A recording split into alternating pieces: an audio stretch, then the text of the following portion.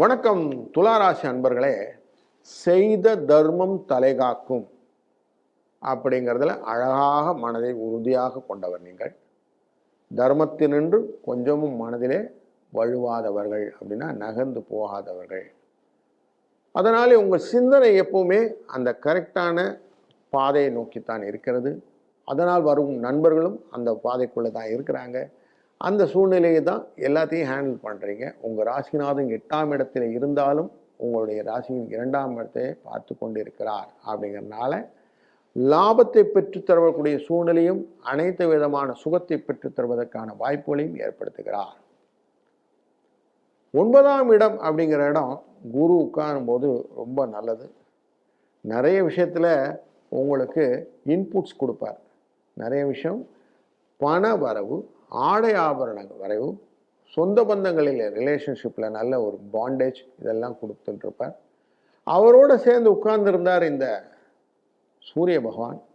அவர்னால் என்னாச்சுன்னா நிறைய இடத்துல குழப்பங்களும் மனதிலே பயங்களும் இருந்து கொண்டிருந்தது. அவர் 17ஆம் தேதி கொஞ்சம் அங்கே விட்டு மிதுனத்திலிருந்து கடகத்துக்கு போகிறார்.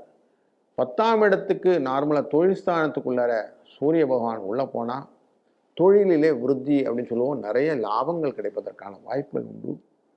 தடைப்பட்ட காரியங்கள் எல்லாம் விலகி நல்லபடியாக செய்ய ஆரம்பிக்கும். புதிய வேலை வாய்ப்புகள் கிடைக்கும். வேலையற்ற அன்பர்களுக்கு வேலை வாய்ப்புக்கான புதிய முயற்சிகள் நல்லா இருக்கும்.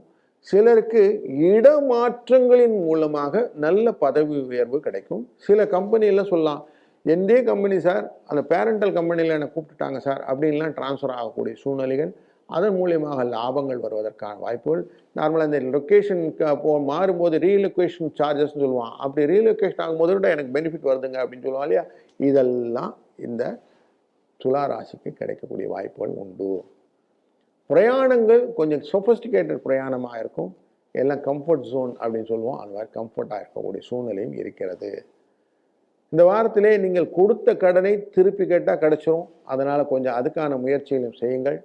முக்கியமாக உங்களுக்கு இருக்கக்கூடிய கடனை அடைப்பதற்கான வாய்ப்புகளும் இந்த சங்கடகர சதுர்த்தி அப்படிங்கிற நாளில் நீங்கள் கடனை அடைப்பது 48 நாளில் கடன் அடைந்து விடும் அப்படின்னு உத்தரவாதம் இருக்கிறது. அப்படி நீங்கள் கடனை அடைக்க ஆரம்பிச்சிருங்க, அதுவும் கடன் அடைஞ்சு போயிடும். இந்த வாரத்தில் ஆடி பண்டிகை இருக்குது. அம்மனை வழிபடுவது ரொம்ப உசந்தமான விஷயம்.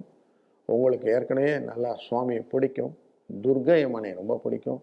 அதனால் மாரியம்மனை வணங்கும் காலமாக இந்த வாரத்தை பயன்படுத்துங்களா. உங்களுக்கு கிடைக்கக்கூடிய லாபங்கள் மல்டிஃபோல்டாக கிடைக்கும். 5, 7 என்ற அதிர்ஷ்ட எண்ணை பயன்படுத்திக் கொள்ளுங்கள். நல்லது நடக்கும். நல்லதே நடக்கட்டும். வாழ்க வளத்துடன்.